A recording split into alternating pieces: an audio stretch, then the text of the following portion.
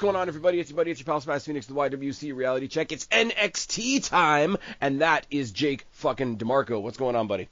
Yeah!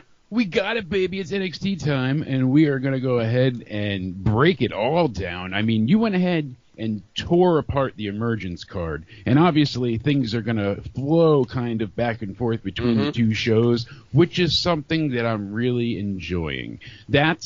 And again, this is not a shot at AEW. They had it work for them a little bit in the very beginning, and then it just floundered. But when they were using ROH, not like a feeder system, but to actually have stories and whatnot, and you started in the very beginning when Tony got it, and you'd be like, oh, so-and-so is coming from here, and it's like, oh, that's cool. But it didn't lead to anything. It just felt like, hey, whatever you guys aren't doing over here, we'll take you and put you on that show. As where this is taking the best of both worlds and combining them. The NXT&A is legit, I'm telling you. It's a lot of fun. The only person, obviously there's some AEW fans out there, and I'm not even doing moratorium for real this time because I'm not even going down that road. There's a couple people out there that are like, oh, you know how WWE is, and it's like, okay, well, this WWE has existed for 2 years. Exactly. This WWE, this TKO, Triple H era, no more Vince, for better and worse, has existed for 2 years. This WWE has only just started working with people. So that's the first thing. The only person I've seen speaking out negatively about it, whose opinion I actually respect, is Scott D'Amore. But I do chalk that up a little bit to a little bit of sour grapes for how he left TNA, which, rightfully so. That was shitty. Be upset. I don't think he nearly got the credit he deserved for keeping TNA on life support for as long as he did. So nothing but respect for Scott D'Amore. I hope Maple Leaf Wrestling shoots off like a rocket. The first match they announced was Josh Alexander versus Takeshita.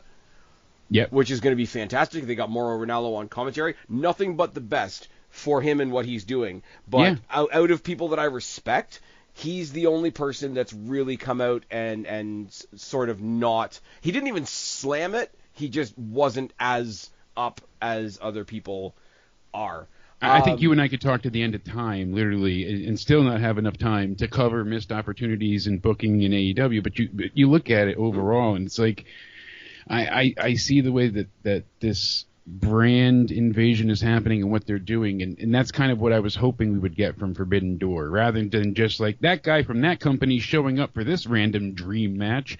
It makes sense who's coming through, why they're there, where they're, like Rosemary the other day was a great surprise. That was a lot of fun, man. And it fit. Because we talked about this. We talked about this before we came on the air, but it's right up my street, and it's one of those things where I'm loving it. I love it because it's a crossover. I love it because it's somebody in a different place, which, in the very simple part of your fan brain, that's going to get a pop almost immediately. Even, I know it's done to death now, but even somebody from Raw showing up on SmackDown has a little bit of, they don't belong there. So when you see somebody come over, it's like, okay, there's one more crossover. Let's see where it goes. They've partnered her up with somebody in Wendy Chu, who we're going to touch on in a second. And also, it's right up my street. Later on, could I see her having a run-in with Nikki Cross and something like that? Cool. It's not that I want to keep this small, right? It works so much better because it's not TNA and WWE. It's TNA and NXT. Yes. It doesn't feel like the monster eating the little guy. It feels like the little part of the monster going with this company that's only moving upwards. So they feel... It's never going to feel quite even, but they're doing about as good as you can imagine if somebody had suggested this to you a year ago. Absolutely. And obviously one of the big names right now, you say it, he appears. Joe Hendry is wildly over and riding the wave of success in the best way possible. And I'm sorry, but I feel like as over as he was with the TNA audience, not until he was really shown on NXT did he make it to that real viral level. And see, he's one of those ones, I always predicate everything I say with, I'm not an indie guy, I'm not a Brit Rest guy, whatever, because I speak very much from the outside. But Joe Hendry was one of the names that I heard even before he showed up in TNA. So it is one of those, okay, he's made it onto my radar, and I don't reach out very far, so he must have done something right. Yeah, no kidding. Did you see on NXT the past 2 weeks the guy with the sign in the crowd that has like the flippy head and the Yes. like, animated hands? Yeah. That's fucking great. Like that's so cool. Fans like as soon as a fan is made to make us. Remember they did that video a while ago on wrestlers talking about how much signs mean to them and whatever. Yeah. It's one thing. Hey, there's my wrestler. I'm going to the show. I want to put my wrestler on a sign. The guy made like a sign with moving parts. And like I love the creativity, and that's one of the things, two things that I miss more than anything about classic wrestling. And now it's funny, you said classic, it was in the 1950s. Now classic is 94. Yeah. Oh, we're getting old, Spaz. But you get those moments, like you said, where you're just like, wow, this is just a moment, and you can tell it's a moment, and you can see what they're building towards. Yeah. And I'm just, Hendry. He's only 36. Mm-hmm. He's got a ton of experience, but he's got a lot more to offer. And it seems like he's being treated like a two-team player right now. He's spoken pretty openly about how he basically has a residence at the WWE Performance Center now. He's working with people. I think other people have said like he's helping other people while he's there working on his stuff. Yeah. Which, I mean, the guy's creative as hell. That's only going to be a plus for the other NXT people there who aren't as experienced. And I'm sure he's got something he could get from the WWE side of things that he hasn't encountered elsewhere. So, whereas everything else is, okay, this person's visiting over there, that person's visiting over here, it really does feel like Joe Hendry has two homes now, and that's awesome. And I remember Hendry being in WCPW.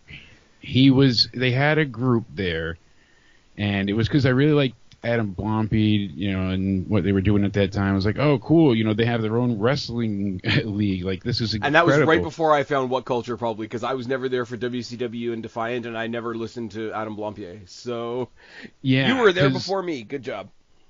I remember they had that group, the stable. It was like the Prestige or the I think it was the Prestige. Now I got to double check. But it was him, Joe Coffey, BT Gunn, somebody else, and they were all together, and it led to I remember watching Hendry take on Ospreay for the title. Nice. And he was a champion at that point, and Marty Scurll had like a Money in the Bank briefcase, I want to say. I know they called it something else and how they got it. It's been so long. But God, remember when you could talk about Marty Scurll without people looking at you funny? Exactly. What a time. And I think it was also Travis Banks was the other guy, but because I know they had a huge feud afterwards, right? Were you ever part of this channel when I was covering NXT UK for a little bit of time? And yes. every time I mentioned NXT UK, it was like so-and-so versus Travis Banks, the only Banks in WWE that matter. Mm-hmm. That's right. Now that you say that, you're popping me all over again. Nice. But, and the thing is, like, I try to not make this card all about what the crossovers are, because it is a good card on its own, but like, I said it to you before we started, but like, I'm going to mention the Ultimate X match from tomorrow night at least twice as we're going through this card, because it could flow through, and you kind of have to. It'll give us a good indicator as well, because in another month or two, we have the weekend coming up that I'm going to go ahead and dub Bound for Havoc. I like it. NXTNA Bound for Havoc, because that obviously works. Bound for Glory and Halloween Havoc. Speaking of things right up my street, Jesus Christ. Speaking of bringing in characters like Havoc and Rose, how can you? Okay, they've got Havoc and Rosemary in TNA. How do you not have Havoc at Halloween Havoc? I imagine they're going to do something if special. They miss that, even for one night, I know there's other people fighting over the women's tag team titles on the main roster right now. Can you imagine? By then, I'm sure it'll be Jade Cargill and Bianca Belair. But Jade Cargill, Bianca Belair taking on Decay, would be so much fun. Anyways, it really could be. See, I before we slip off, just last thing, I'm right there with you, and that's kind of the thing. Like Joe and I, when I do things with him and I, same age, like you as well. So the three of us kind of have similar opinions for the most part about certain things, but you and I align much more in the horror genre. Like I'm very big into horror. I just watched a Terrifier 3 trailer that came out. Nice. And yeah, it looks incredibly gory and just I like saw the Crow remake. Yeah. It's a great movie. It's not a Crow movie. That's all I'm going to say. When you're saving the Crow for the last 20 minutes of the film, I don't know. Yeah, that's the I whole enjoyed point it of as the a Crow. movie. They're not crowing. If it was a movie by a different name, I would have been like, this was awesome. It was great. It was a good 2024 movie. But the original Crow was made back in 90 something. I want a movie that I want a movie that feels like that. And surprise, surprise, Skarsgård isn't Brandon Lee. But that's another story for another day. No, we'll dive into that. But overall, it just accentuates how much you and I have a love for the macabre and the goth genre. I've always been into, and specifically in wrestling, it's so much fun to play with. I have a pumpkin and a Bray Wyatt tattoo on my arm. If that doesn't, nice. I got a jack-o'-lantern to say, hey, it's Halloween all the time. Nice. And that's the thing here. But it can't rain all the time. It can't. Hey. There's the line. You know it, baby. So, Emergence, I listened to what you had to say, and I feel like you and I pretty much line up everywhere except I'm not sold on Kazarian. I don't know about him. Really? Yeah. Okay. That was kind of the one that was like a little more, I'm not sure which way they're going to go with that. But neither am I. And I think it's the most... I try to not gloss over it, like I said in the pod, if you guys haven't listened to it already. I try to not just say, hey, they're two good wrestlers, it's going to be a good match, and brush it off, because that makes me sound like a dickhead, but I really don't know what I'm supposed to get from it, other than Kushida's really awesome, really entertaining mid-card, love his gimmick. I've always liked Frankie Kazarian from back in the days when he had the old iconography that looked like Metallica stuff. Yeah. The whole him and Eric Young being the good guy and bad guy, like elder statesman of TNA, I like that. The two heads of the company, one being a good guy, one being a bad guy, just feels like it fits. But it feels like both of them on that card. It's going to fall right out of my head. Who's Eric Young facing on Friday? Macklin. Macklin, yes. Macklin, yeah. And I'm kind of biased with Macklin because he was very recently a Destiny World Champion as well. Checking out for Spaz Phoenix bucket list right now. That's right. It's fine. Right now, the one that I wasn't able to make it to, but the one I sent it to you, the entire show was on YouTube. Yes. Was Steve Macklin going for a rematch for his Destiny title against Trent Seven, who's also in TNA. Mm-hmm. And it was even watching it on YouTube was a lot of fun. They have Veda Scott on commentary. Yeah, that's right. And Trent's been a mainstay for a long time. He's been there for quite a bit. Even back in the days when Mustache Mountain were all in NXT UK. I've got pictures of me with Mustache Mountain. I got pictures of me with Pete Dunne when he was the Destiny champion. All that kind of stuff. But I was listening to you probably. I want to say towards the end of the NXT UK side of things. It was probably like 2017 when I really started to, follow you on things. Closer to like probably the start of 2018. It was long before, NXT went to TV, but though I miss the takeovers. Like as much as we still kind of have that in what we're getting, no doubt, it was just a special time to look back on and be like, wow, what we had then, and it's completely different to how it works now. That NXT was a traveling indie fed in a way. I have a feeling. Like 2025, 2026, I have a feeling they're going to bring it back. Like, oh my God, we're bringing back No Mercy. Oh my God, we're bringing back Halloween Havoc. Oh my God, we're bringing back Backlash. I think I don't know where they're trying to get NXT to right now, but whenever they establish it to whatever level they think it's going to be at, I think they're going to make the announcement TakeOver is coming back as a brand. I don't know where. I'm not pulling that from anywhere. I just have a feeling. It would be a hell of a payoff. And see, that's the thing. I genuinely, have great these memories tied because of NXT and the takeovers. And you look back. But I think there's other different because not everything is a takeover anymore. I think they have gone ahead and established other brands per se within NXT. Like obviously Stand and Deliver. Oi oi oi. I can't not do it. is its own Oi. brand. It's their WrestleMania. Yeah. Deadline, now that the Iron Survivor is established as a yearly thing. So I don't think it'll go back completely to being TakeOver all the time, but a good mix of the two. Maybe treat the TakeOver name like they used to treat In Your House, like for in between shows or whatever the case may be. See, I would only want one a year of a TakeOver, just one. I'm a sucker for nostalgia, but only when it's not heavy-handed. You know, I want you to hint towards things, allude to them, but not make it the be-all, end-all reason to have this done over. You know, what were they trying to accomplish by recreating the Crow? They just wanted money, you know, that kind of idea. What is there any soul to it? Is there any gusto? Is there any life? I would much rather them bring in something that was always kind of goofy and never really took off. And yes, people are going to say that it's a knockoff of Forbidden Door. It's not. Because WWE did it first. They did, what's it called? Worlds Collide. Yeah. Originally, it was a sort of like a mini house show televised thing between Raw, SmackDown, NXT, Raw, SmackDown, NXT, 205 Live, and NXT UK. And it was just, let's smash some matches together, and they wanted to give it a nice name. Yeah. After COVID, when they got rid of NXT UK, they did one proper let's amalgamate the titles version of it. But there was the one takeover that happened properly that was NXT versus NXT UK, where the main event was, what the hell was it? It was the Undisputed Era versus Imperium at the time. Oh, yeah. When that was, and I was just, because they're doing this thing now with TNA, I think you could bring that brand back and make it mean more than it ever did before. And the other side of the coin too, as well, is because that's an NXT thing.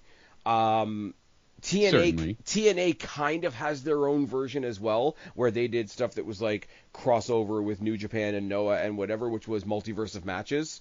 Yeah. The only reason I think they wouldn't use that is because it's so close to like the MCU Multiverse of Madness thing.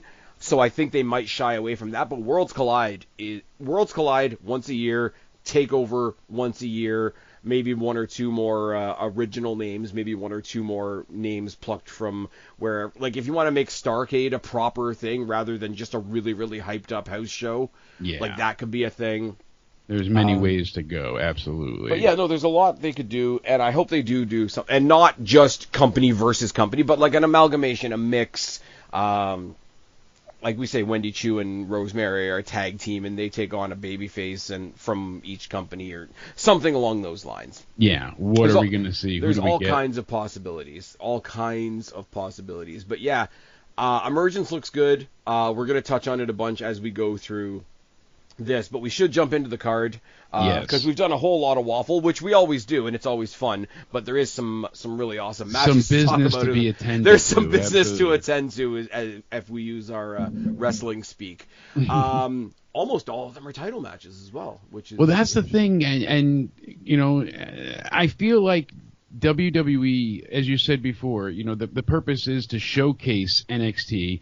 As where and it's not a slight on AEW, but when they do theirs, it feels more like I said before, hey, we're just going to have a talent come over because of their name value. Mm-hmm. Now, as where I feel like NXT is trying to put over TNA as well as put over the talents they bring over. So like, oh my God, from TNA, what a big deal. You know, so-and-so's here versus oh my God, it's, you know, just so-and-so. So because they're putting emphasis on, oh my God, you know, the working relationship, what's next, who can come, everybody's going to be here, holy hell, it's a party. I like that feel. And it's just a celebration of wrestling lately, and that's what's been thoroughly enjoyable. And they did it with light things, too. Like, they didn't hit, like you said, they didn't hit it over. I mean, the first one, Jordan Grace coming in and going champion for champion with Roxanne Perez was awesome. I do think that was brought in just because it was the UFC tie-in, and they wanted to get as much attention on it as possible. No, certainly, but it was big nonetheless. But then they bring in people like Kazarian and Joe Hendry randomly in a battle royal, and just treat it like it's normal. Like, we talked about this in a pod a couple pods ago, but, like, the first time is it makes headlines because, oh, my God, I can't believe they're actually doing this. The second step is it doesn't make the headline anymore because it becomes the norm. Yeah. And I think that's where – I think they're already getting there faster than I thought they would. But one thing I do want to say, separate from the TNA thing, just because I think this is going to be an awesome showcase, and it's the NXT Women's Division. It kicks ass. Roxanne Perez taking on Jada Parker.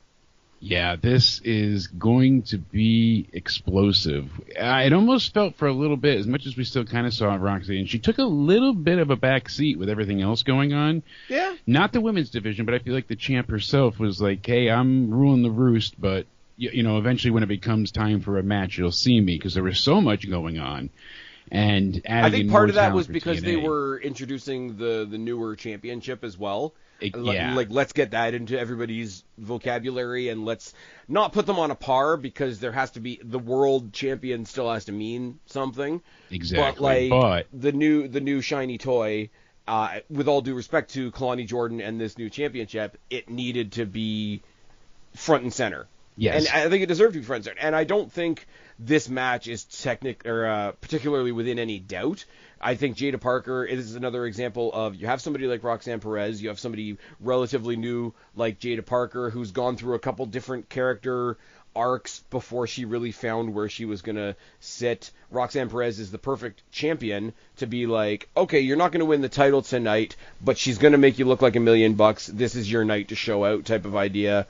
Yeah. I think she's still associated with the OTM guys. We haven't seen the OTM guys wrestle in quite a bit. They've had a couple of backstage things with Hank and Tank, but they haven't been on screen that I can remember in, I think, a month or so. So it's been a little while, yeah, certainly. I think they see their gimmick doesn't really hit for me, but her being with them immediately makes me pay attention to them. So she's doing a job that way, but I don't think she needs to be relegated to like being their sidekick or their manager either. Yeah. If they're out there in her corner tonight, fine. I don't care about them as a tag team right now. That could change, obviously, because it's NXT, but they do have a way of making you care, and that is unfortunate, as you said. You know, like you said, the women's fallen to the wayside a little bit. There's been a few things that's been like, all right, unfortunately, you know, there's so much going on, and having to put over the new women's mid-card title, which is handled very well, and now all this fun stuff with Wendy Chu being evil and bringing in, you know, a creep factory of her own. It's just been overall enjoyable. So for this one, I think it's going to be about as straightforward as it can be. I mean, did you see on NXT? I can't even remember who was being interviewed, but they had a. Oh, sorry, it was Jada and Roxanne. They were doing their pre-match sit down, and then Roxanne sort of looked off stage and was like, I knew you were showing up eventually. What are you doing here? And then they left it. Yeah. And it's like, that could be somebody from TNA. That could be Julia. That could be Stephanie Vacour. That could be Delta. There's another Samoan chick that they just hired as well to the Performance Center, and I meant to write it down and I didn't, but she's like highly touted. I saw the news. I forget the name, but yeah, I saw it in one of the news updates. At least we're terrible together. Exactly. I'm bad with names to begin with. You want me to remember somebody new? But it's forget cool. it. It's cool that she can just do, oh my God, I can't believe you're here, and cut to black. Yeah. And trust that their audience knows, hey, there's 3 or 4 awesome people coming to our roster. And by the way, we've got this whole other cool roster that we're doing stuff with as well. Exactly. And that's, you took the words out of my mouth. That was pretty much what I was going to say, is that I think more of the focus here is the after match. Yeah. I think we might even have both of them show up. As crazy as it seems, I mean, Julia's considered, Julia and Stephanie? Yeah. I mean, imagine if they pull like an all-out kind of moment where, oh my God, they're both here to debut, you know, like Adam Cole and Danielson. Danielson, Adam Cole thing? Yeah, like we talked, like, oh my God, Stephanie Vacour's here. And then that was something that I read about a week ago, and I was like, if that does come to fruition, that would be a probably really awesome moment. See, here's the thing, and I don't want them to get repetitive on a pay-per-view necessarily, so keep them apart. If they're both going to show up on the same night, have each one of them have a stare down with a different champion.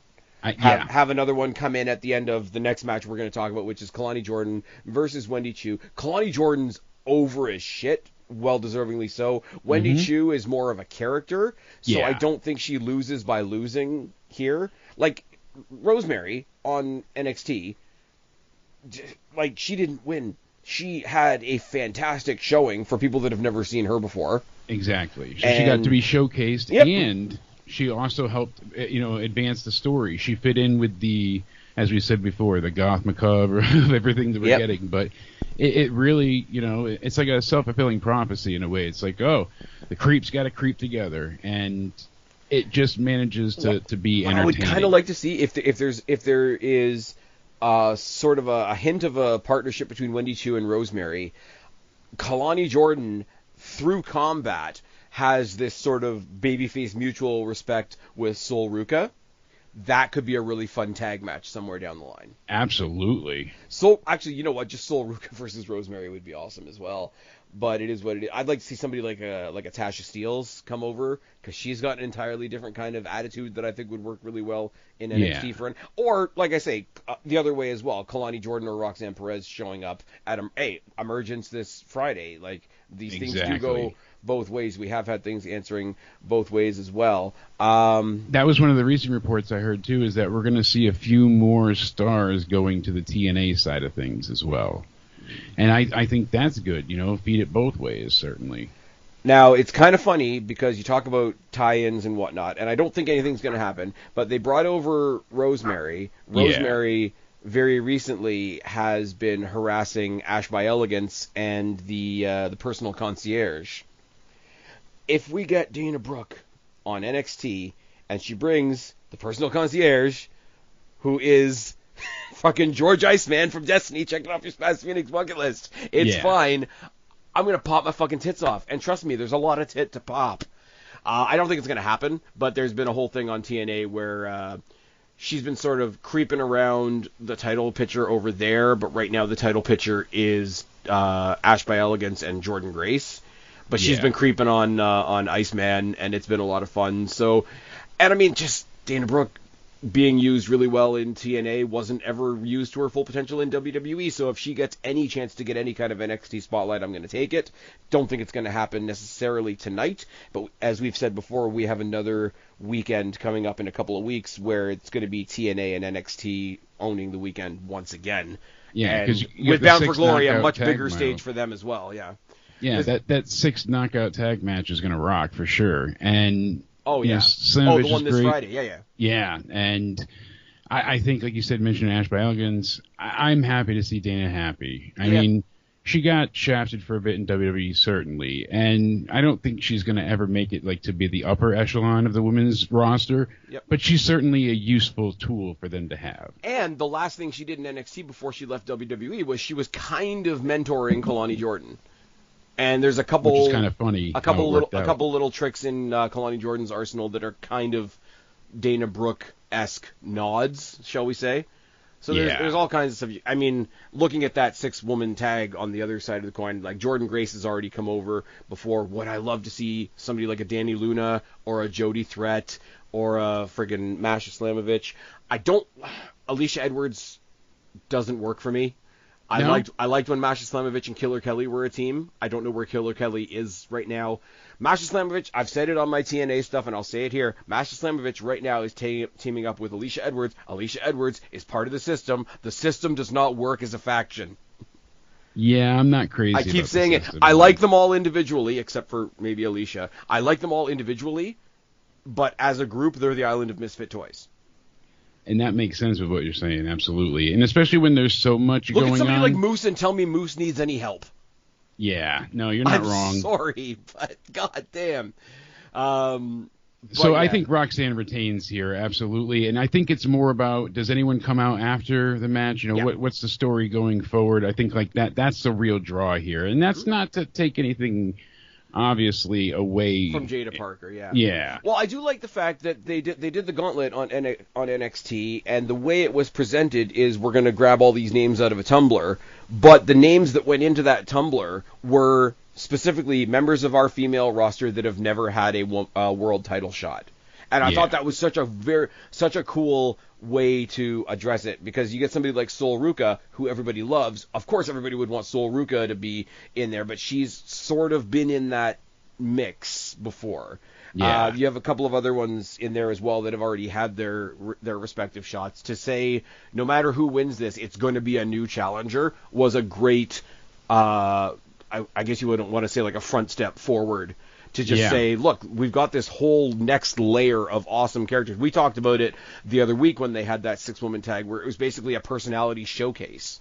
Yeah. It's like, okay, one thing to have all these personalities, another thing to say, yeah, we trust these personalities. Like a Thea Hale, I always go back to as a prime example. She's a lot of fun. Everybody loves her, da-da-da-da, but do we really believe her? Are we really putting her in the title situation? And then they did. And the second or third time, it was believable. The first time she was an underdog. The second time, she was the scrappy underdog. The third time, it's like, no, take me fucking seriously. But they allowed her to be built up, spot by spot, so that it became believable, and it was possible, and it was that underdog story. So, I like I said, though, going back to the card, and there's a lot of lovable baby faces on the women's roster in NXT right now as well. There's a lot of people that are really easy to get behind. Jada Parker's a badass. I don't think she's necessarily the most baby face of baby faces, but she's easy enough to get behind.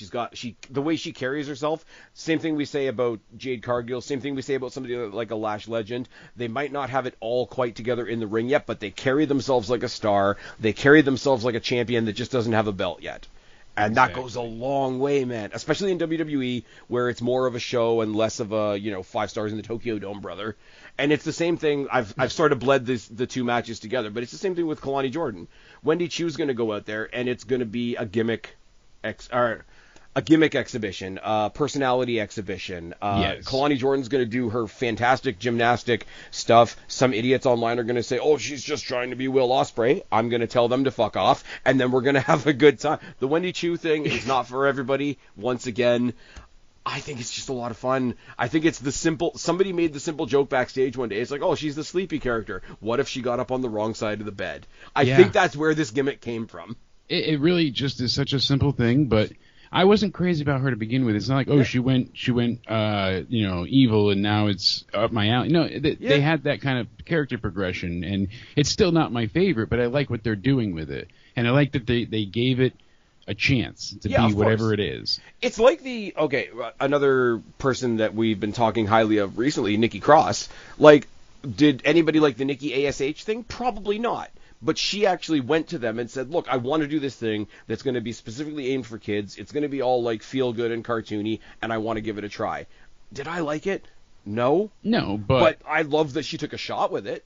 Exactly. Because it's a lot riskier than some things. It's like when we talked about All In, and I said my opinion on the Toni Storm thing. I don't like the Toni Storm gimmick, but I like that she likes it, and I like that she goes 100% with it.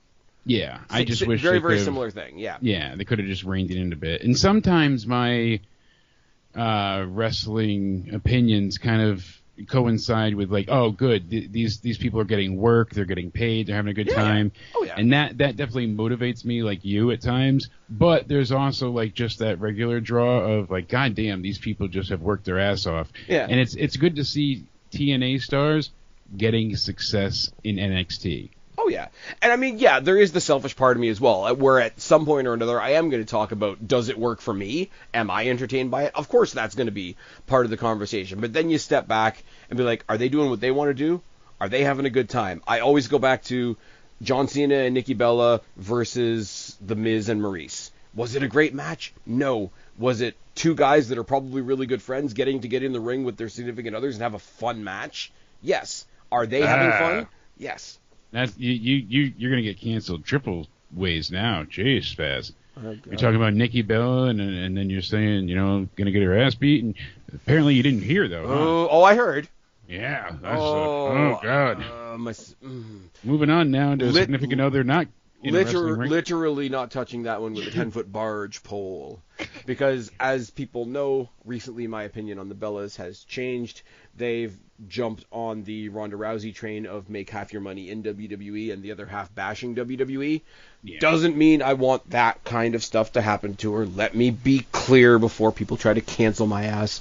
But bad things shouldn't happen to you doesn't mean I still think you're a good person. Exactly. Yeah. And also with that though, you're like, you don't wish that on anybody. I'm not going to turn that into a not. punchline or anything. Exactly. God. Oh no. God damn it.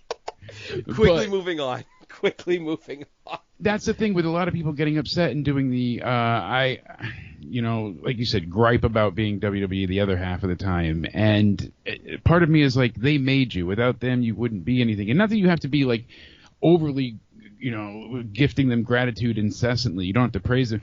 But it definitely seems like you weren't complaining then, and maybe you said, "Oh, I didn't have a voice then." I don't really believe that. No. I think you could have spoken up. You could have made changes. You could have Ronda Rousey brought in at the very top of the card at the end of the Royal Rumble by WWE, and having everything served to her on a silver platter, didn't have a voice. Fuck off. Exactly. And then I was a huge fan of Rousey. Even when people were giving her shit, I was a fan of what she was doing. I thought she was incredibly underrated in her second run. But you and I both. The shit that she's been pulling now, the whole I'm just going to go and deny school shootings. Are you fucking serious? She really went off the deep end. I dropped my voice there. I'm like, are you fucking serious? You had to, because you got to put a little gravitas into that gravel, because God damn. I'm an asshole, but there's some things that I'm not going to touch. No. But it is one of those things where even if you do think that, you're a public-facing representative of wherever you are at the moment, maybe don't be a dumbass.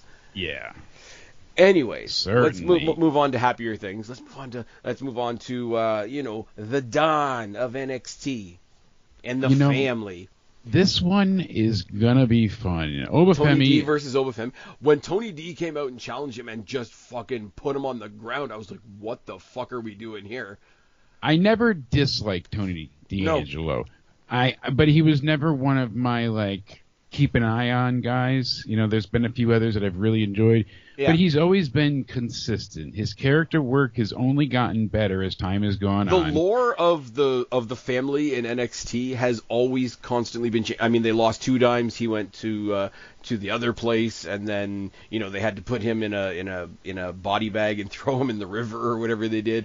Yeah. There was a little while there where anybody that got fired from WWE had secretly been killed by the family, and they were swimming with the fishes. Yeah. Yeah. The only one that really screwed me up on that was when they did it to Drew Gulak, because he got Me Too'd by Ronda. Fuck, you're gonna tell me Ronda Rousey couldn't defend herself against Drew Gulak? Fuck off, man. You're telling me the waistband is what ruined his career? Drawstring. Yeah, drawstring waistband. He would have needed a stepladder to get to her drawstring. But anyways, he would have had to hold his breath. It would have been a whole ordeal. There's a lot of steps in that process. So somebody skipped from A to B. But here's the thing, Obafemi, the indestructible force, right? Man that's taken out what? Dijak, Briggs, Wesley, Dragon Lee. Who has he not? But I like the fact that Tony D came out. How did it go? Charlie Dempsey was celebrating having the Heritage Cup. Obafemi came out because they had bumped into each other a couple of times and said, "Oh, I want to add that cup to my current title, my collection, I guess you would say." Tony D comes out, and Charlie Dempsey gets off and was like, "Oh, I guess you want another rematch, eh?" It's like, "No, I'm actually here to talk to him." The rest of the family takes out No Quarter Catch crew, and it goes to just Tony D and Obafemi. And then Obafemi, this indestructible, nobody's been able to move him guy, gets put down by Tony D, who is relatively a cartoon character, and I mean that in a positive way. But it goes to what I've been saying about the family for a while now, is Tony D is so good and so sunk into this character that every match he has, when he reminds you that he's also a pretty good fucking wrestler, and he's way bigger than you think he is in the ring. Because he plays a character, you don't think about the size of him. You think of him in the suit and in the fedora and the family and all this kind of stuff, right? But you don't realize when he gets in the ring, he's not a small dude. No, I was and he's just going to say that his arms, when he was standing next to Obafemi, Oba makes everybody look tiny. But this is the first time Oba's had somebody go up against him that has more size. Look at the guys that I named. Dijak, but everybody else was pretty much like Dragon Lee, Wesley, Josh Briggs. And you do that with a big guy when you're starting off a big guy. Exactly, and they needed to push him as such, but Tony feels like a challenge. I don't think Tony's going to win. I think Obafemi is either going to be, as we said previously, he might just be a call-up where he has to just kind of be like, hey, I relinquished the belt because no one can beat me, and he moves up with that momentum. Because the way they've handled it so far, they've done the whole David and Goliath match angle. They've done the underdog. They've gotten very, very good matches out of his championship reign. He's made that belt mean something again. And here's the thing, though, right? It's a dual thing as well, right? You know what's a good example? John Cena, right? Yeah. Like John Cena wins, LOL was a thing for the longest time, right? So anytime anybody got the world title from John Cena, it was half, look at me, I'm the world champion, other half, they actually let me beat John Cena. I think you've got a mini version of that here with Tony D. I don't think he's going to win. I think this is going to be a lot of fun. I think there's going to be a lot of overacting with the mob stuff and Stax and Crucifino and the Riz are going to be on the. The Riz is awesome.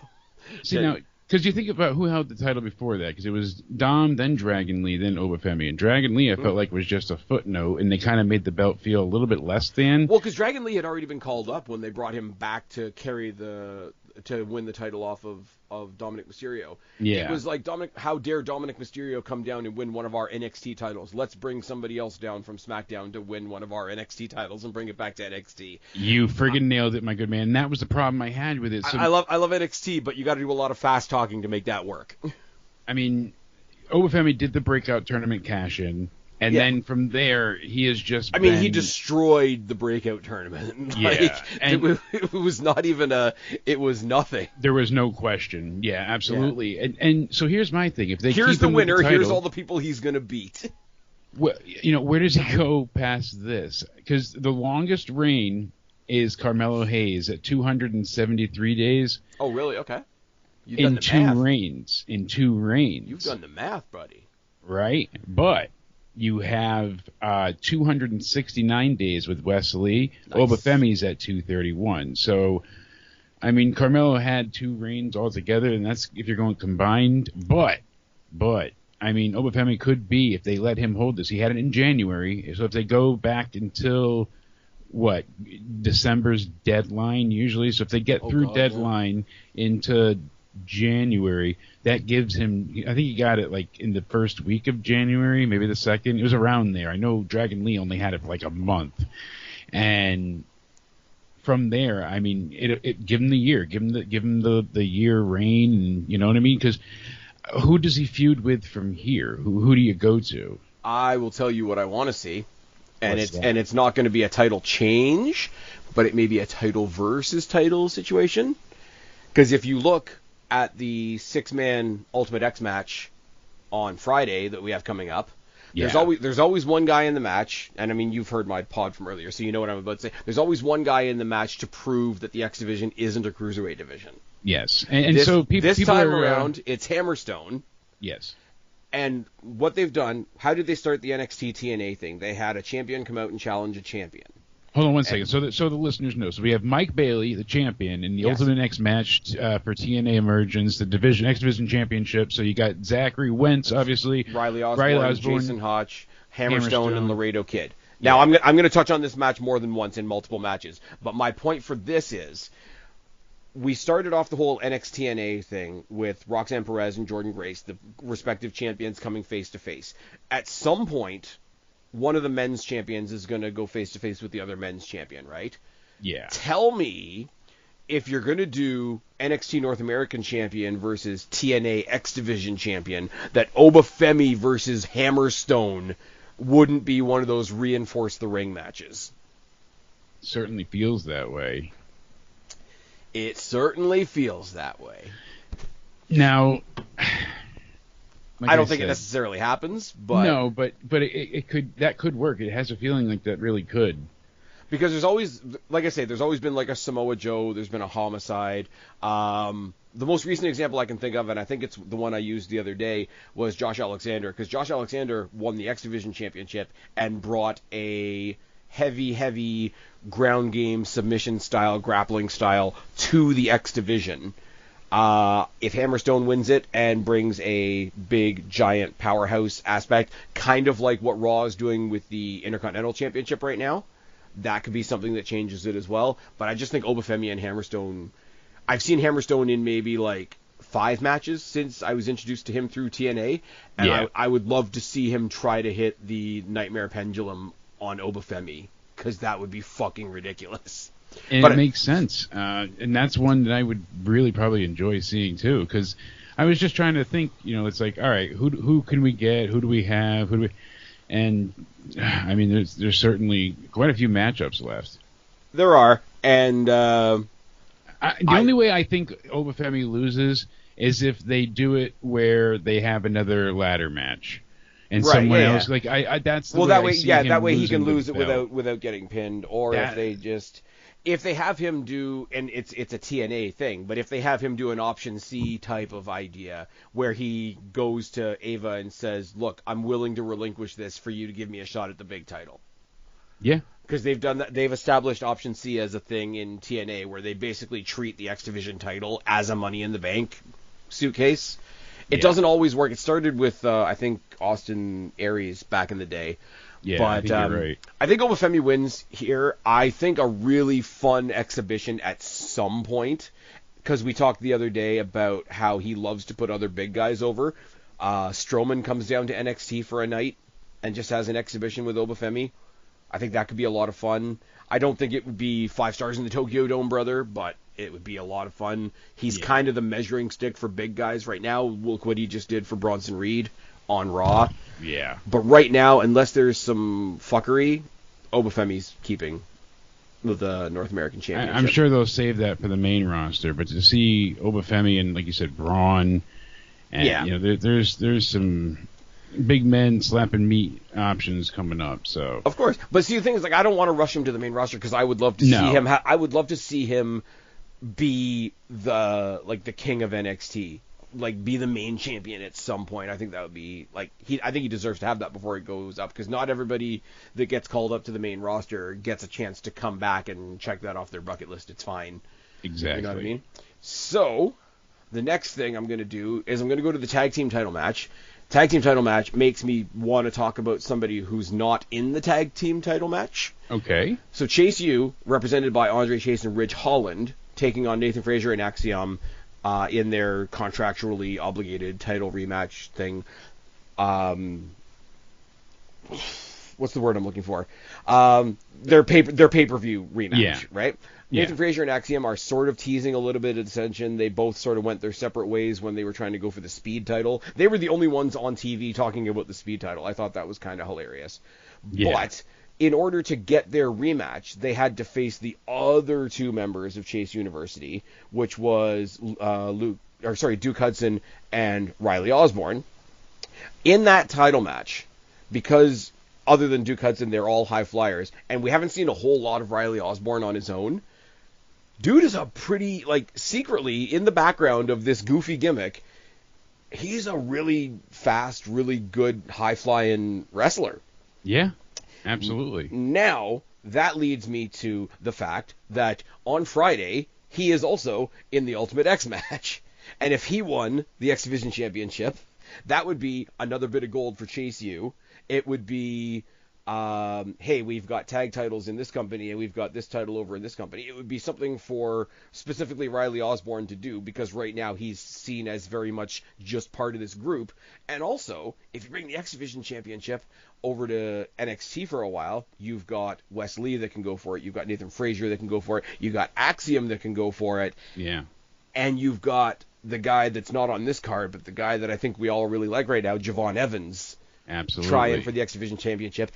And I hate the way they've had him lose lately repeatedly. That is one thing rubbing me the wrong way, but I think they have an idea in mind with him, so I'm trying to be open-minded with it. Oh, yeah.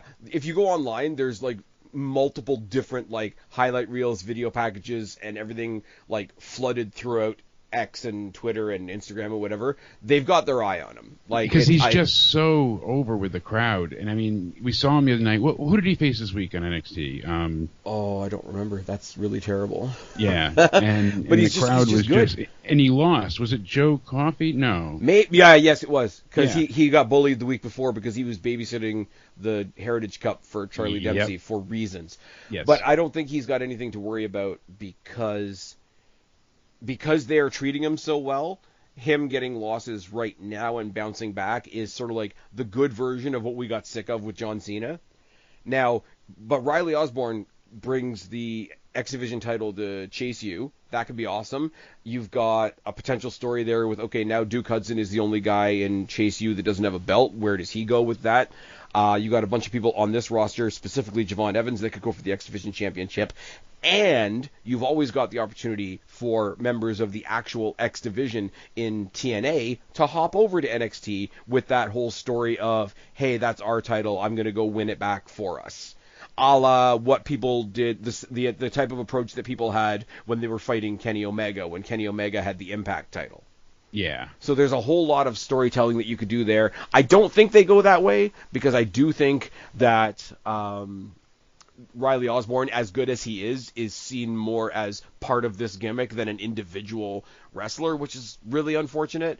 But it's a really good shout, and there's one more time I'm going to mention the X Division match later on. It's worth mentioning as well, as far as the crossovers go. He didn't make it into the match, but in one of the qualifying matches for Ultimate X, they also featured Dante Chen, which is really cool. And that's cool. They haven't really given him a story, but he's just, because he doesn't have a story, he doesn't really have a feud with anybody, he doesn't really have an alliance with anybody, and he is right now just a wrestler that goes out and does cool wrestling and has the auspicious title of being the first WWE star native to Singapore. Yeah. So there's that, and he's got kind of a cool entrance, but he was also in the running to be in the match. He didn't make it to the actual pay-per-view, but Riley Osborne, representing NXT, representing Chase U, is representing those two groups on Friday at the TNA show, which is a lot of fun. Certainly. And, I mean, they obviously have Impact tonight. And Jordan Grace taking on Ash by Elegance in a match by Elegance for the Knockouts title. So I don't know what that means. I don't either. From what I've heard, it's going to be like women-themed hardcore. So they're saying there's going to be like lipstick, perfume, stilettos, stuff like that. Like those, that it'll be that kind of thing for the weapons. Do you remember the MVP Better Than You Utopia match where it was no DQ, but it was only no DQ for one side? I don't. But it makes that's a great. I could see them doing something like that, because it was like William Regal with the George Duchess of Queensberry rule. Yeah, the time he lost, they made a new rule. Yeah, so this could be a lot of fun. Similar deal. Like, you win with a 1 count, he has to win with a 5 count, that kind of thing. I'm biased. I'm incredibly biased, because I've actually had the chance to sit down and talk to the guy. George Iceman works so well as like a shit-eating villain manager. It's so good.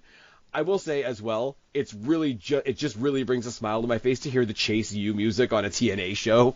Oh, absolutely. Because it's got that campy high school, college, like music. The rah-rah. Yeah, and exactly. It's to watch to any wrestler, and I'm going to trip over my words here, any wrestler going somewhere else and to see them get the appropriate response is cool, but there's certain gimmicks that are very, very NXT gimmicks.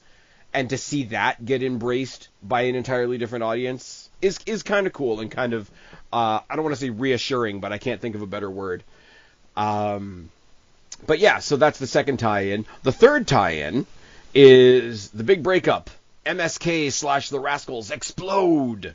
Yes. Wesley versus Zachary Wentz.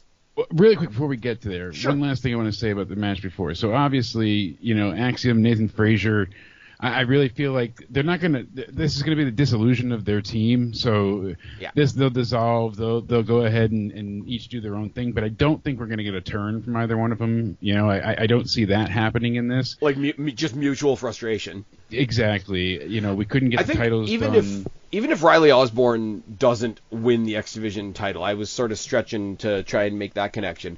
I would love to see either one of these guys on their own hop over to TNA and just try something. Yeah, I mean, they've got Laredo Kid over there. Laredo Kid versus Axiom. Tell me that wouldn't be money. No doubt. And so Zachary Wentz obviously being involved in the Ultimate X match. Part of me wonders: does Wesley show up to screw him? Like, is he about to win? Two sides of that. Mm-hmm. Either he screws him over. Yeah. Or Zachary Wentz has Trey Miguel in his corner. Wesley goes after Trey Miguel so that he's not technically in the match. And you set up a Wesley Trey. Because I'm sorry, much as I like Wesley, much as I feel very vindicated to see him back on WWE television, Yeah. The match I'm more curious about is Wes Lee versus Trey Miguel. So I want to get to that at some point. Yeah, because Zachary Wentz coming back, it's like, it's great. I'm glad he's back. You know, we got all this going on, but Wes Lee coming in and costing Zachary Wentz could just build to Sunday. Yes. I think the more interesting story is if Zachary Wentz wins and defends it 2 nights later.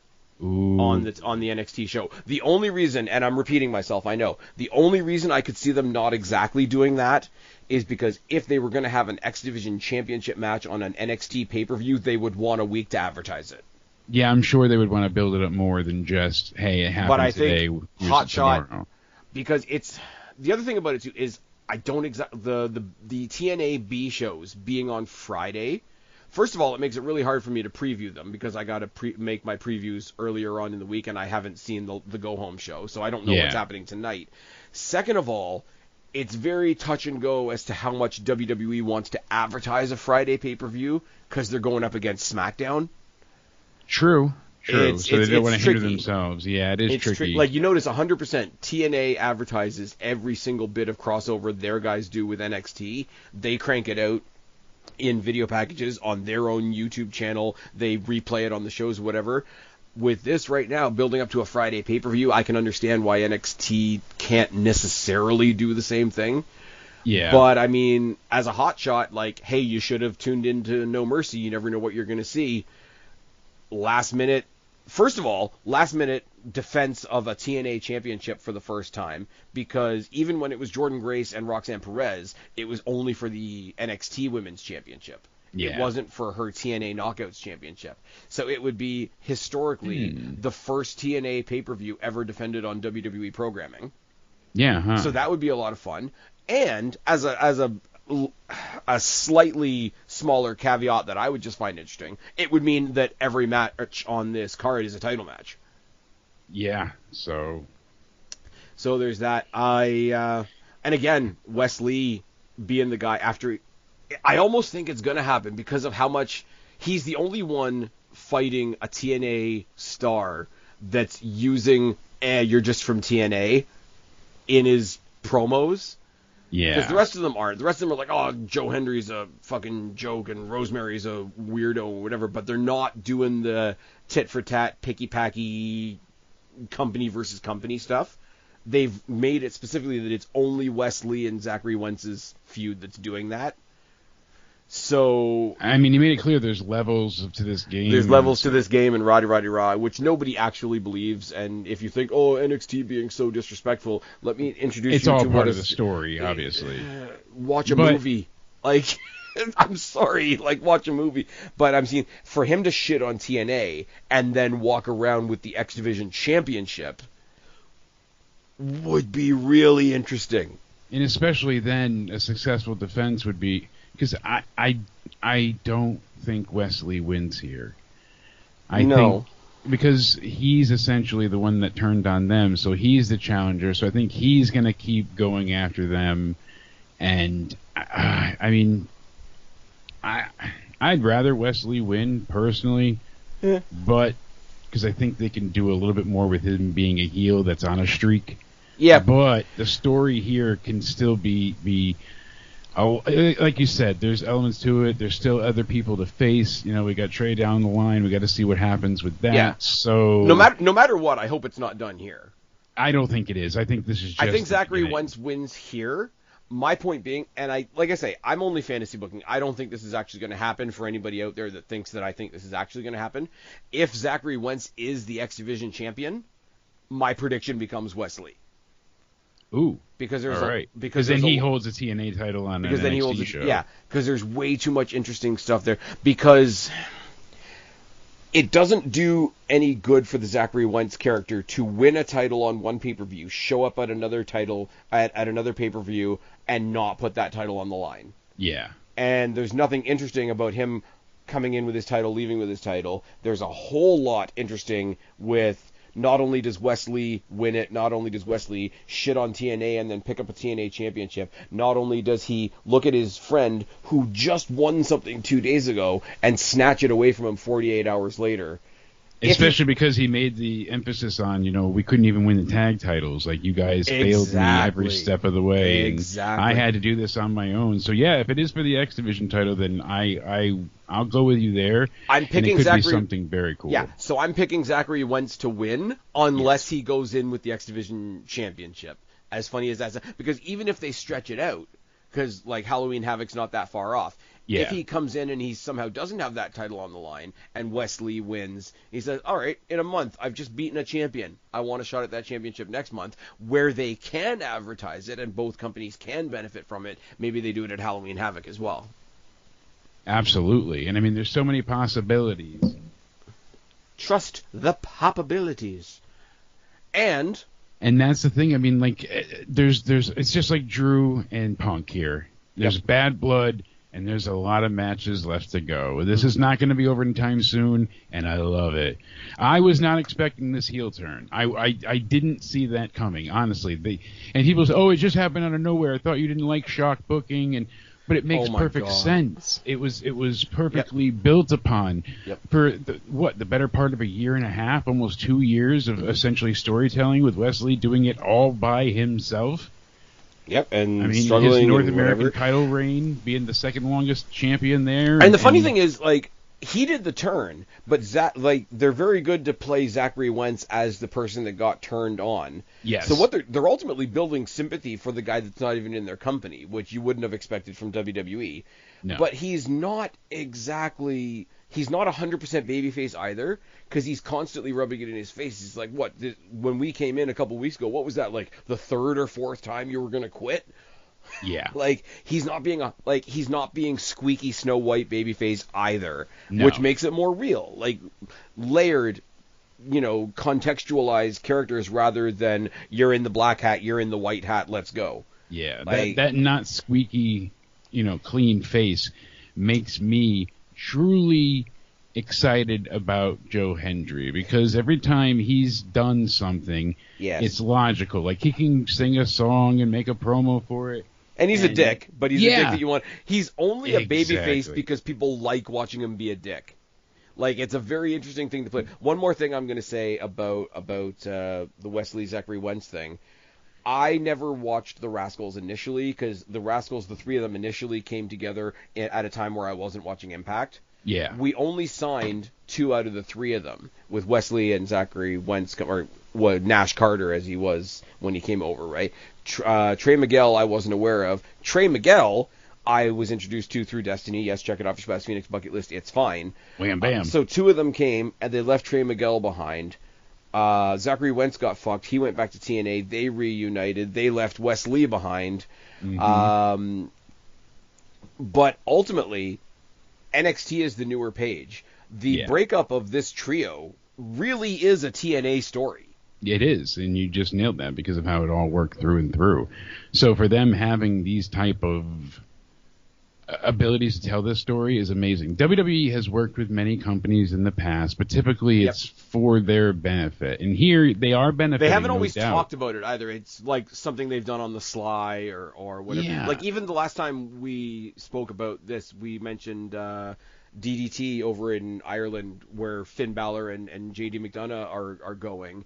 And that it's cool that they're doing that. They haven't mentioned much about it. They're just quietly saying, yeah, that's your old Fed. Go help them out for a night, whatever. Yeah, that's your former stomping ground. Same thing with, like, Jersey Championship Wrestling. Can't talk. Yeah. Masha Slamovich is taking on Broski Jimmy Lloyd.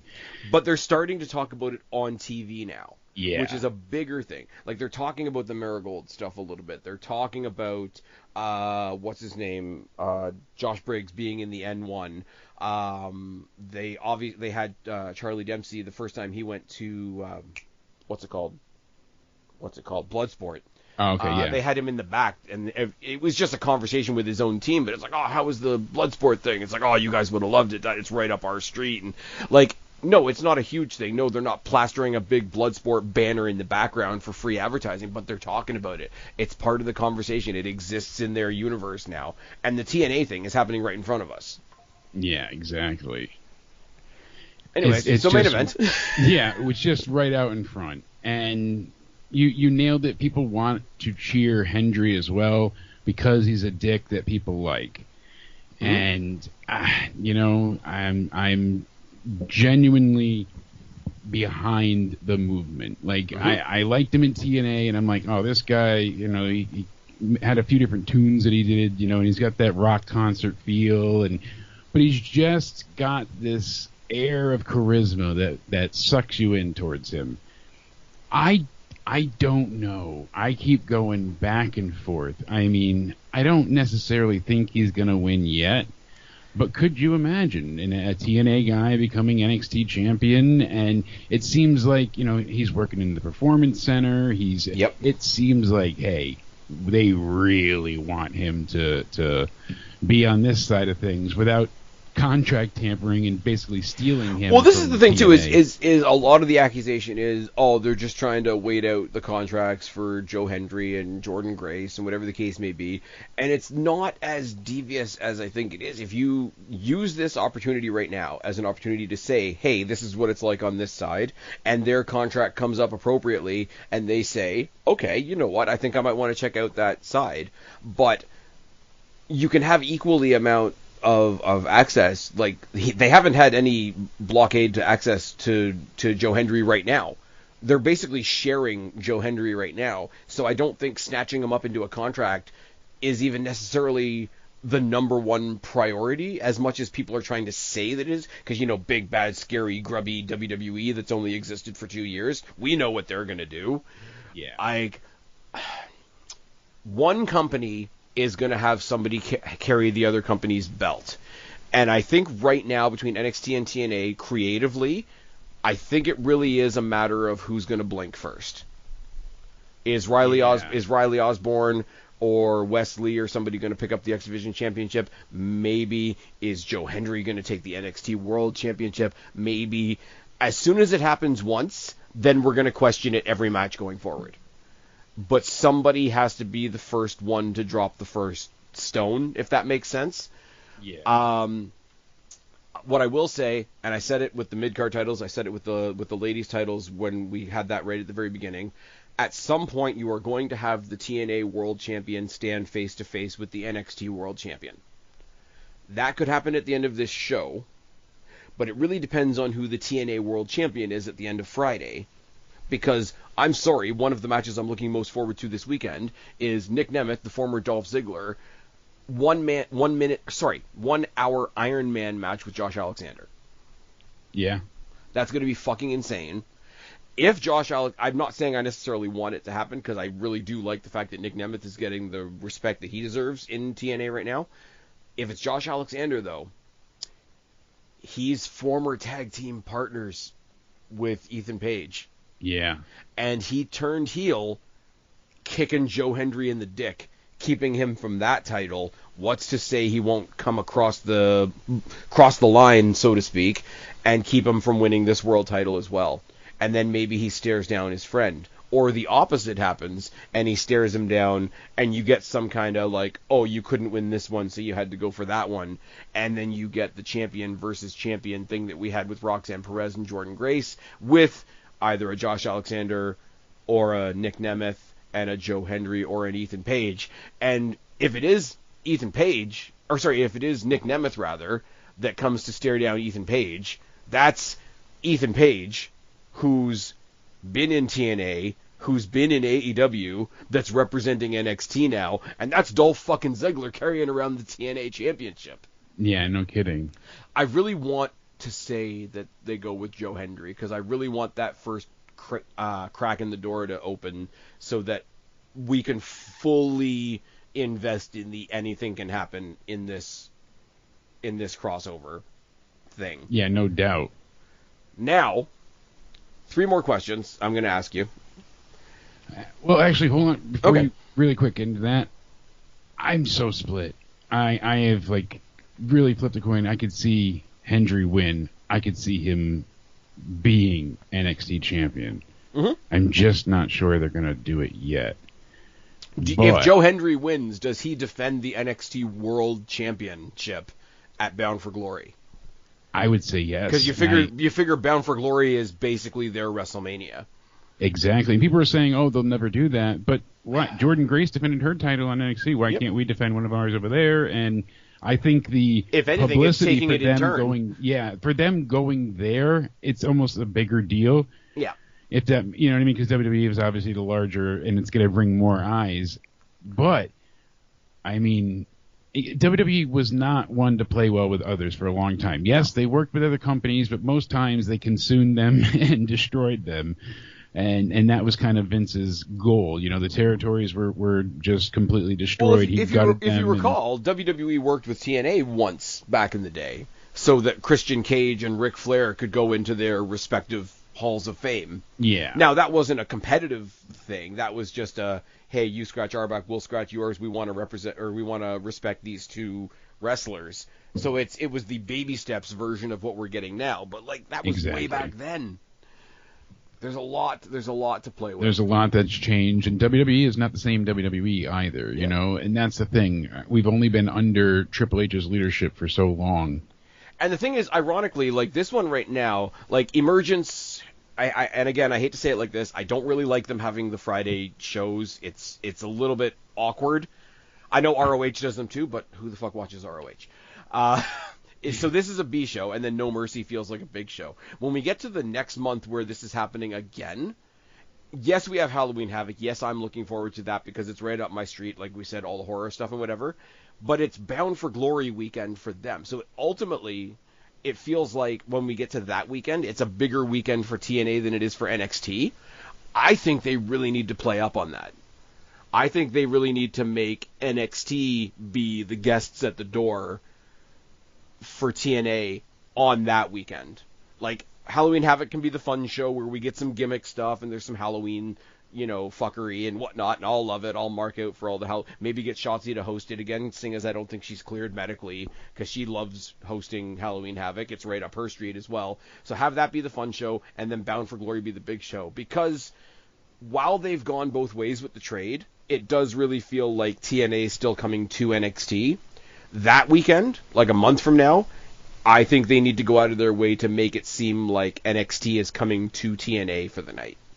Because I think that's a swing in the momentum that needs to happen so that people can see that it is an actual equal two-way thing. Yes. If that makes sense? It absolutely makes sense. That's what I'm saying. Kind of, you scratch my back, quid pro quo. We finally get the reverse on that. And it's time. It really is. And how long? Ethan Page was a great champion. Yeah. He served for what they needed for this point in time, and he's going to continually be successful. He's going to be on the main roster. I can picture him as like the next Miz.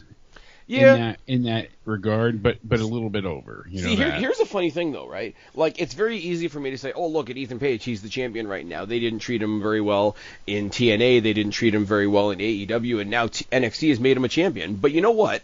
I have to eat my words, because on the other side of the coin, you got Nick Nemeth, who never really got his flowers as Dolph Ziggler, and TNA's treating him the way he deserves to be treated. So it's really important that while I'm an NXT guy, while I'm a WWE guy, while I'm kind of giving TNA their flowers as well, when we come to the stories where, hey, look, this other company over here is showing us where WWE wasn't perfect, that's just as important a story to tell. Absolutely. We're not biased here. As much as we sound like we are, we're really not. No, certainly not. And that's the thing. This event on Sunday, it's got it's a Ball Arena, formerly known as the Pepsi Center, and I believe it's like 18,000 for capacity. So yes. I haven't seen. I searched WrestleTix. I don't see anything about No Mercy currently. I only see last year's lineup, but I don't know about the ticket sales, but I imagine it's going to be in like the 10K range. I'm sure that's typically what they set up for. And that's what's kind of what is elevating NXT as well when they do go on the road and they have these arena shows and, like I said. It is only friggin' last year's thing. Last year's No Mercy only had, 3,000 people. Yeah, and it was not, greatly revered or anything. It was just kind of, that happened. Yeah. I remember No Mercy, years ago with that triple threat. You had Cena taking on Ambrose And main roster No Mercy was No Mercy back then was better known as a video game. Exactly, with Mr. One and Only TNA himself, AJ Styles. So that was fun to see then. But fuck it, I'm gonna say Joe Hendry wins. Cool.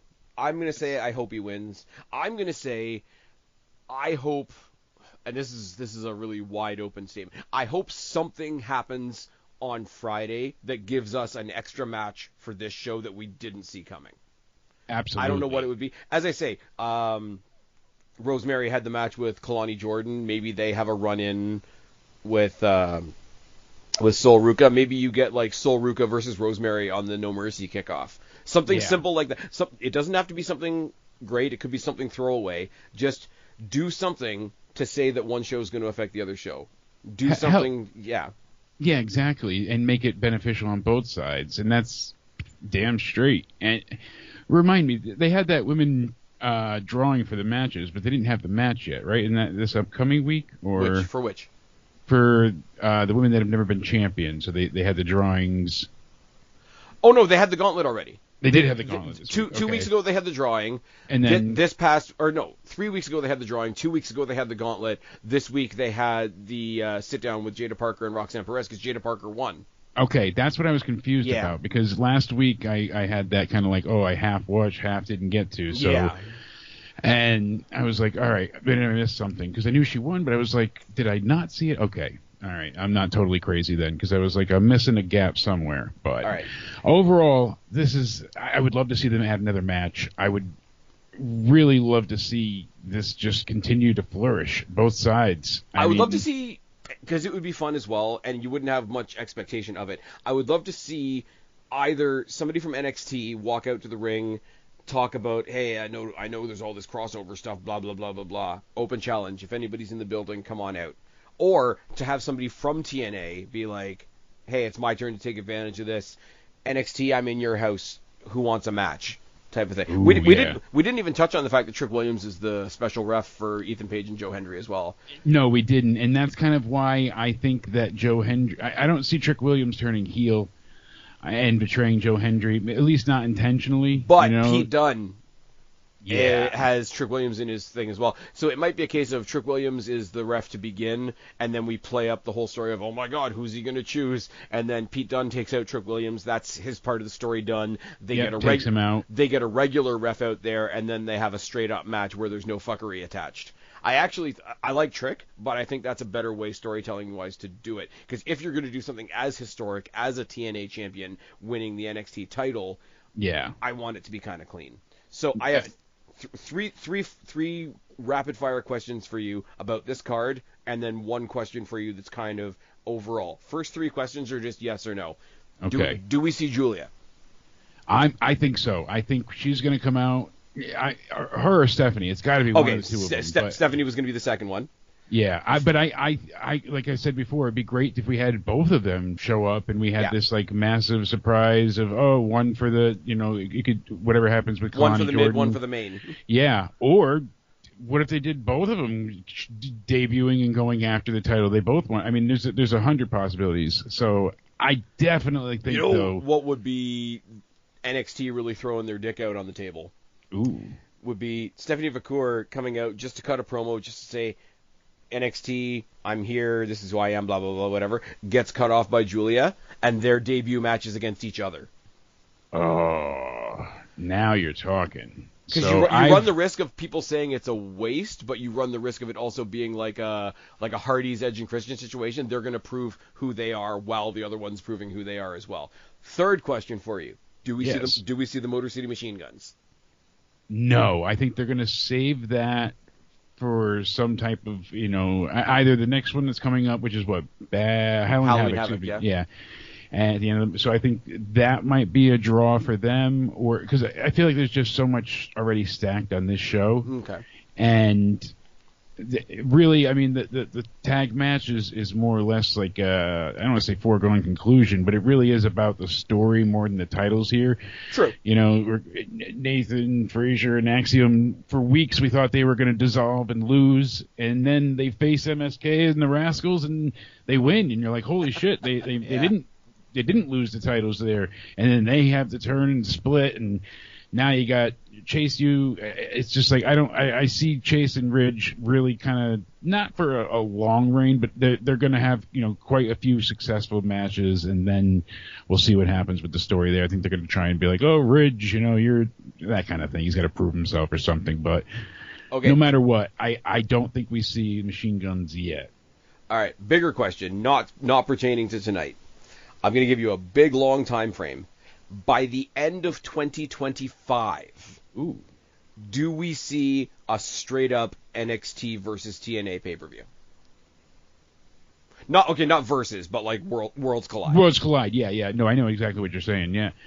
Oh, that would be... I mean, the fans would eat that up, certainly. I feel like it's coming. You want to talk brand loyalty? Yeah.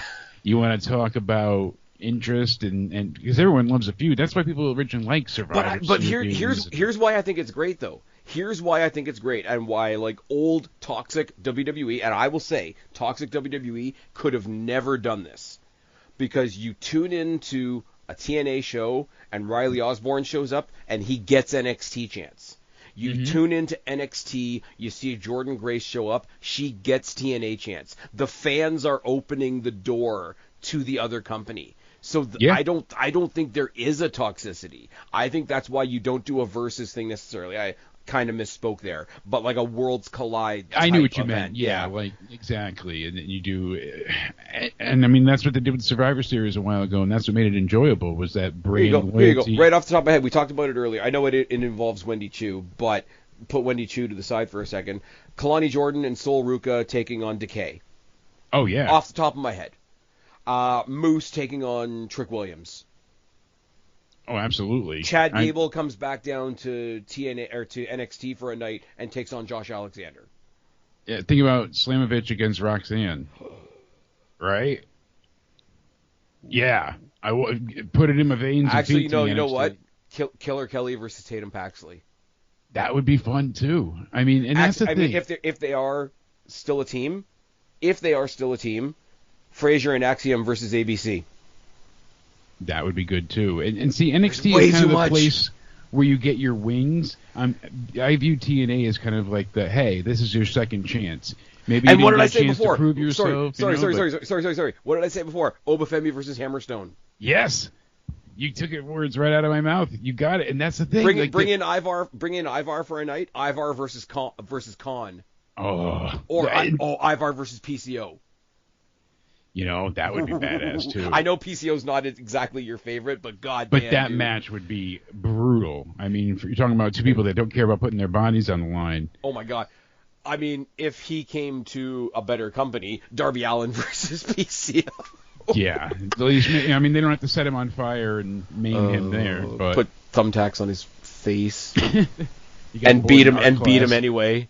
Exactly. And bury him for being friends with CM Punk. Sorry, moratorium. The wall is up. It's fantastic. Tell them where to find you. You can find me on the Joe Cronin Show and on the Spaz Phoenix channel. We got a lot coming up here. So much. This month is just, it's been stacked on stack. This weekend is going to be incredible. I am just fully excited, and that's kind of why I have a problem with people having such an overall negative reaction to wrestling nowadays, because we sat through so many years of awful Raws, terrible SmackDowns, and no other alternative for many years. Then TNA was an alternative, but they weren't. I mean, really, they weren't for many years. And it wasn't until they kind of found themselves. I'm sorry. Isn't it funny that collectively NXT are going to be the WWE alternative, and WWE doesn't even need an alternative anymore? Exactly. What a time to be alive. And you guys know where to find me, or you wouldn't be here. I've been Spaz. This has been Super Sexy Jake DeMarco. This has been your preview for No Mercy and a whole lot more emergence talk on top. Subscribe up there, talk down there, start a conversation. Keep all these conversations going. Don't be a stranger. I'll talk to each and every one of you later. I can speak, I swear. But for right now, me and Jake are tagging out. Bye, guys. Ethan sucks for leaving Jake.